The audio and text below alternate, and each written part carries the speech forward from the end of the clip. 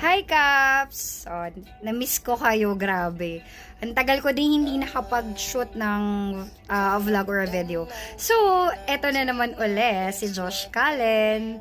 Cause I'm fallen in love with Josh Cullen.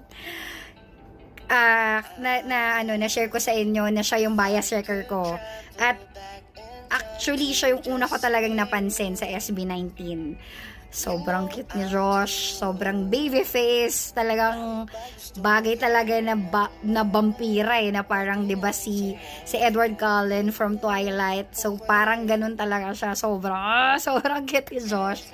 And sobrang natutuwa ako dun sa niya, sa single niya na 1999. Cute, 'di ba?